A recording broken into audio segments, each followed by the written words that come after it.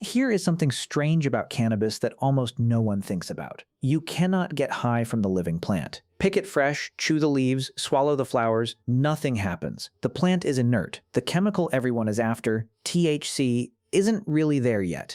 It sits locked inside the plant in a different sleeping form, and it stays asleep no matter what you do to it, until it meets fire. Heat is the key. Fire breaks the molecule open and wakes the THC up. Only then, in the smoke, does the plant finally reach into a human brain and rearrange it, which means the discovery of weed was never going to happen in a field. It could only ever have happened at a fire. And once you understand that, the whole story of how ancient humans found this plant starts to look less like a discovery and more like a trap that took 12,000 years to spring. Let's go back to the beginning. The last ice is retreating across East Asia. The steppe is opening up, an ocean of grass under an enormous sky. Small bands of people move across it, following the herds and the rivers, and wherever they stop, they do the one thing humans always do. They disturb the ground. They build fires, break the soil, drop their seeds and their waste, and move on. And in that broken, richer earth, a particular plant takes hold. Tall, green, sharp-leaved, the cannabis plant. It isn't a crop yet. Nobody is farming it. It's simply good at living where humans live. Scientists call plants like this camp followers, the ones that colonize the disturbed ground around our settlements and travel with us wherever we go. Genetically, we can trace nearly all cannabis on Earth today back to a single origin, right here, around 12,000 years ago. It has been beside us almost as long as we've had fire, and for most of that time it does nothing to us at all, because the wild cannabis growing around those early camps is weak, barely any THC in it, even once it's burned. People use it, but for ordinary reasons. The tough fibers in its stalk make cord and cloth. The oily seeds make food. A useful plant, a quiet one. If you'd told those people it would one day be smoked across the whole planet for the way it makes the mind feel, they would not have understood you. The plant simply wasn't strong enough to be that yet. So two things had to come together. The plant had to grow stronger, and it had to meet the right fire. For the first, we have to leave the grassland and climb. Follow the cannabis plant east and south, up toward the roof of the world, the high passes and frozen plateaus of Central Asia, the Pamir Mountains, 10,000 feet above the sea, where the air thins and the sunlight turns savage. And here, something happens to the plant. At this altitude, cannabis is bombarded by ultraviolet light, far more than it ever met down on the plains. And to survive that assault, it defends itself the only way it can. It floods its flowers with thick, sticky resin, a living sunscreen. But that resin is exactly where the THC hides. More resin means a stronger plant.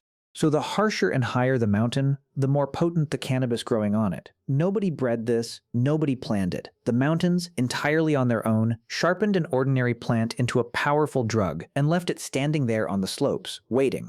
Now bring the two halves together, potent cannabis, growing wild in the high cold, and people arriving in that cold, doing what people do, building fires to survive the night. We can't know the exact moment. No one wrote it down. But we can imagine what probably happened because it must have happened in some form more than once. A fire on the mountain, somebody feeding it whatever will burn, brush, stalks, dried plants pulled from the slope nearby. Among them, cannabis, the strong kind.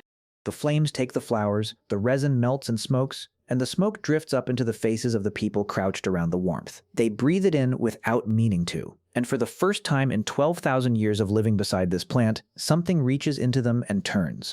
The fire has done what nothing else ever could. It has woken the THC up. Their hearts race. The cold night softens at the edges. Time loosens, and in that moment, a plant that had followed humans in silence for 100 centuries finally spoke. We think we found cannabis.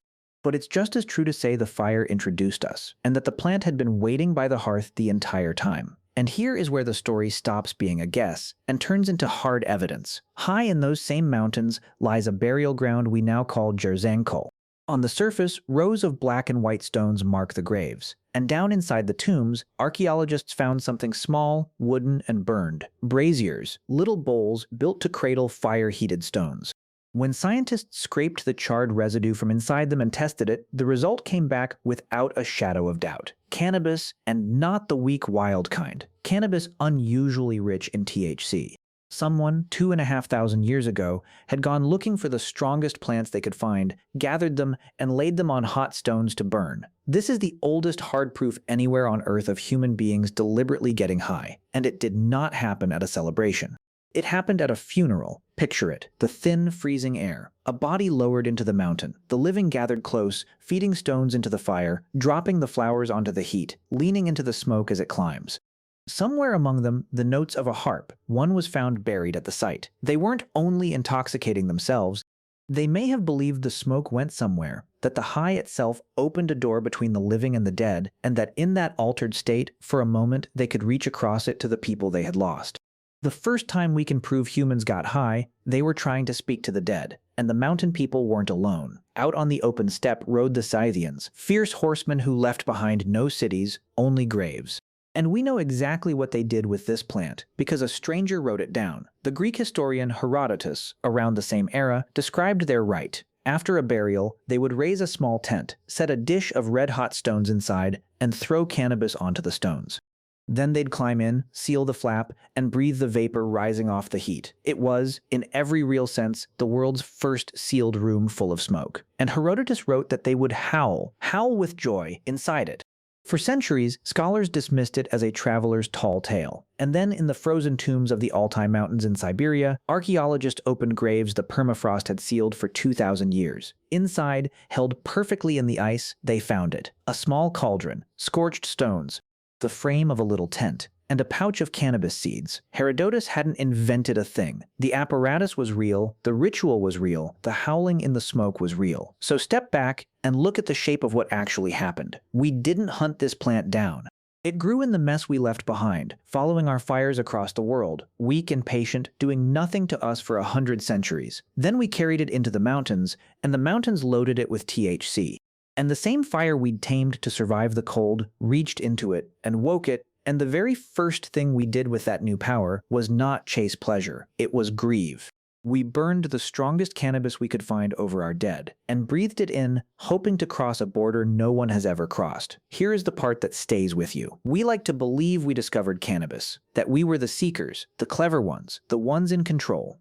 But look again at the shape of it. The plant followed us. It fed on our disruption. It waited by our fires, and the moment it was finally strong enough to change a human mind, we didn't master it. We reached for it, at the exact point we were most desperate, at the edge of death. So maybe the real question was never how ancient humans discovered cannabis. It's whether it was ever really us doing the finding, and whether, 12,000 years later, we've ever truly put it down. We haven't.